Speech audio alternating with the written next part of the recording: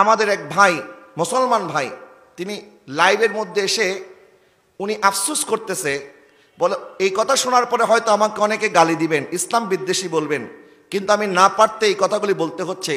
আমার ছোট্ট মেয়েটাকে নিয়ে আমি বাজার করতে এসেছি, কিন্তু আশেপাশে পুরো এলাকা জুড়ে এত এত মাইক লাগানো হয়েছে, মাহফিল কোথায় হচ্ছে আর মাইক কোথায় লাগাইছে। তো যেখানে মাহফিল হচ্ছে এই এতটুকু জায়গার মধ্যে যদি মাহফিলের মাইক সীমাবদ্ধ থাকে তাহলেই তো যথেষ্ট।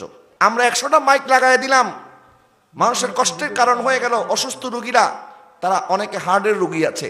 নবীজি সাল্লাল্লাহু আলাইহি ওয়াসাল্লাম ইরশাদ করেছেন, কাঁচা পেঁয়াজ খাবার দুর্গন্ধ নিয়ে তুমি মসজিদে যাবা না, কারণ তোমার কারণে তোমার মুসল্লির জন্য কষ্টের কারণ যেন তুমি না হয়ে যাও। তাহলে যেখানে কাঁচা পেঁয়াজকে মসজিদে যাওয়া নিষেধ, যেন আমার পাশের মুসল্লির কষ্ট না হয়ে যায়, সেখানে আমি ওয়াজ করার নামে, মানুষকে হেদায়েত করার নামে যদি ঘন্টা পর ঘন্টা মাইক চালায়া চালায়া মাহফিল একটা শুরু হবে, মনে করেন প্রধান বক্তা আসবে বাদ এশা, প্রধান অতিথি আসবে রাত 10টা বাজে, এশা থেকে 12টা পর্যন্ত এই 2-3 ঘন্টার সময় হচ্ছে মেন সময় ওয়াজ মাহফিলের, ঠিক না? জোহর থেকে মাইক চলতেছে, তো জোহর থেকে তো মাইক চালানোর কোনো দরকার নাই। যখন অতিথি আসবে, বক্তা যখন আসবে, তখন না উনি মাইকে আলোচনা করবে। এখন মাইক একটা পাইলেই যেভাবে আমরা শুরু করি, এই ধরনের বাড়াবাড়ি আমাদের বন্ধ হওয়া দরকার আছে না নাই? এটা আমি সংশোধনের নিয়তে বলতেছি। অন্যান্য দেশের মুসলমানের চাইতে আমাদের দেশের মুসলমান অনেক ভালো আছে, আলহামদুলিল্লাহ বলেন। আপনাদের দোয়ায় আমি তো বিভিন্ন দেশে ঘুরেছি, আরব দেশেও ছিলাম, বিভিন্ন দেশ আমরা সফর করেছি, দেখেছি। অন্যান্য দেশের তুলনায় আমাদের দেশের মানুষের অন্তরের মধ্যে ইসলামের প্রতি দরদ আলহামদুলিল্লাহ বেশি আছে।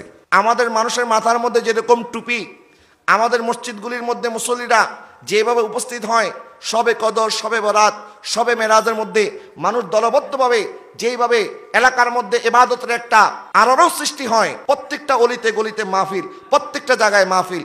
এরপর কোরবানির ঈদের সময় আমরা যে উৎসবমুখর পরিবেশে পশু কোরবানি করি, আমি তো আরব দেশে ছিলাম, সেখানের মানুষ আমাদের মতো এরকম গরু আর উট খুব কম মানুষ জবাই করে। সেখানে একটা দুম্বা দিয়ে মোটামুটি জবাই করে কোরবানি শেষ করে ফেলে।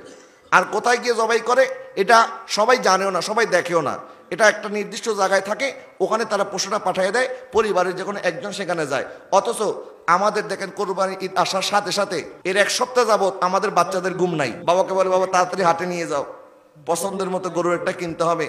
এই যে গরুটা, ছাগলটা কেনার পরে এটাকে আদর করে যত্ন করে, এই যে ধর্মীয় একটা অনুভূতি, আল্লাহ আমাদের মধ্যে যে ধর্মের প্রতি যে টান ভালোবাসা দিয়েছে, তো এটাকে তো সম্মান জানাতে হবে আমাদেরকে। এই শত শত মাইক লাগায়া শব্দ দূষণ করে মানুষের অন্তরে মাহফিলের প্রতি বিদ্বেষ তৈরি করে দেওয়াটাও কিন্তু আমাদের উচিত না। আমি বলছি ইনসাফ, আদালত প্রত্যেকটা ক্ষেত্রে ইনসাফ প্রতিষ্ঠা করতে হবে, ন্যায় বিচার প্রত্যেকটা ক্ষেত্রে করতে হবে।